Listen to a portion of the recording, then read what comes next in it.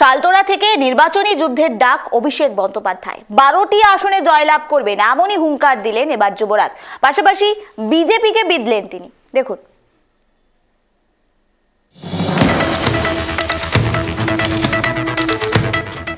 SIR আবহে বাঁকুড়ায় প্রথম দলীয় কর্মসূচি। শনিবার বাঁকুড়ার শালতোয়ায় যতই করব হামলা আমরাই জিতব বাংলা কর্মসূচিতে অংশগ্রহণ করলেন তৃণমূল কংগ্রেসের সাধারণ সম্পাদক অভিষেক বন্দ্যোপাধ্যায়। মঞ্চে বক্তব্য রাখতে গিয়ে বাঁকুড়ার সাংগঠনিক জেলা এবং বিষ্ণুপুর সাংগঠনিক জেলার অন্তর্গত মোট 12টি বিধানসভা কেন্দ্রে তৃণমূল কংগ্রেসের জয়ের লক্ষ্যমাত্রা বেঁধে দেন অভিষেক। এদিন অভিষেক বলেন, এই 12টি বিধানসভা কেন্দ্রে তৃণমূল কংগ্রেসে জিতবে, যতই হামলা হোক আবার জিতবে বাংলা। করতে চাই 2021-এর বিধানসভায় আপনারা তৃণমূলকে বাঁকুড়ার 12টা আসনের মধ্যে 4টি আসনে জয়যুক্ত করেছিলেন, বাকি 8টি থেকে জিতেছিল বিজেপির প্রতিনিধিরা। 2024-এর লোকসভায় 4 বেড়ে আমাদের 6 হয়েছে। এখন তৃণমূল 6 আর বিজেপি 6। বিষ্ণুপুর লোকসভার একটা আসন পড়ে খণ্ডঘোষে, আর বাঁকুড়া লোকসভার একটা আসন পড়ে পুরুলিয়ার রঘুনাথপুরে। তাহলে একদিকে বিষ্ণুপুরকে 6 মারতে হবে, আর একদিকে বাঁকুড়াকে 6 মেরে 6 মেরে 12-0 তৃণমূল কংগ্রেসের পক্ষে আগামী দিন করতে হবে। 8-4 নয়, 7-5 নয়, 6-6 নয়, 7-5 নয়, করতে হবে 12-0 তৃণমূলের পক্ষে। তৃণমূল জিতলে আপনি আপনার অধিকার পাবেন। জঙ্গলমহলের প্রসঙ্গ টেনে অভিষেক বলেন, একসময় যেখানে মাওবাদীদের দাপট ছিল আজ সেখানে শান্তি ফিরেছে। উন্নয়নের ধারায় হাসছে জঙ্গলমহল। একসময় জঙ্গলমহলে মাওবাদীরা দাপিয়ে বেড়াতো, আজ জঙ্গলমহল শান্ত, মানুষ হাসছে। বিজেপিকে তীব্র কটাক্ষ করে অভিষেক বলেন, আগামী দিনে বিজেপি যেন একটি বুথও জিততে না পারে সে লক্ষ্য নিয়েই মাঠে নামতে চলেছে তৃণমূল কর্মীরা।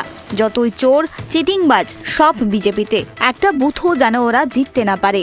শালতোয়াকেই কেন কর্মসূচির জন্য বেছে নেওয়া হলো তার ব্যাখ্যাও দিলেন তৃণমূল সাধারণ সম্পাদক অভিষেক। তিনি জানিয়েছেন, আগামী মার্চ মাসের মধ্যেই শালতোয়া এলাকায় প্রায় 25,000 মানুষের কর্মসংস্থান তৈরি করা হবে। শালতোয়ায় 25,000 মানুষ কর্মসংস্থান তৈরি করবে, পানীয় জলের সমস্যা মেটানো হবে। স্থানীয় বিধায়ক এবং বিজেপি সাংসদদের বিরুদ্ধে আক্রমণ শানিয়ে অভিষেক বলেন, বিজেপি ভোট চাইতে এলে সাধারণ মানুষ প্রশ্ন করবেন তারা এই এলাকার জন্য কি করেছে। এসআইআর প্রসঙ্গে কেন্দ্রের বিজেপি সরকারের বিরুদ্ধে মানুষের ওপর অত্যাচারের অভিযোগও তোলেন অভিষেক বন্দ্যোপাধ্যায়। অপরদিকে যুবরাজকে পাল্টা জবাব শানালেন সৌমিত্র খা। 40% ভোট তো আমরা পেয়েছি, আর 44% মাত্র 4%। 3 থেকে 77 এসছি। নিশ্চিত হয়ে বলছি, এই সরকার হাঁটবেই হাঁটবেই হাঁটবে। একটা সিটও জিতবে না বাঁকুড়া জেলায়। এবং মুসলিম ভাইরাও ভোট দেবে না তৃণমূল কংগ্রেসকে, কারণ মুসলিম ভাইদের জন্য শুধু লড়াই আর সন্ত্রাসী এনে দিয়েছে, তাদেরকে ক্রিমিনাল তৈরি করেছে এই তৃণমূল কংগ্রেস। এই তৃণমূল কংগ্রেস বাঁকুড়া জেলার কোনো পুরনো কর্মীদেরকে শ্রদ্ধা করেনি। বড় বড় মঞ্চে ভাষণ দিয়ে গেছে, শালতোড়ায় বাঁকুড়ায় পুরনো কর্মীদেরকে খোঁজ দিয়েছে, নেয়নি। আদিবাসী সমাজকে ঠকিয়েছে, ওখানে বাউরি সমাজকে ঠকিয়েছে। বাউরি সমাজের জন্য কি করেছে? বাউরি সমাজের কাউকে দেখেছে? ওখানে চন্দনা বাউরি আমাদের ভারতীয় জনতা পার্টির লড়াই করছে, মানুষের জন্য লড়াই করছে। আমরা নিশ্চিত হবে, সময় হতে দিন, আমরা বুঝিয়ে দেবো।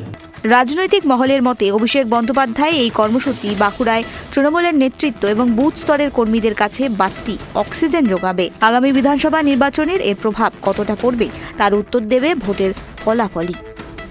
বাঁকুড়া থেকে সঞ্জীব মল্লিকের রিপোর্ট, কেটিভি বাংলা।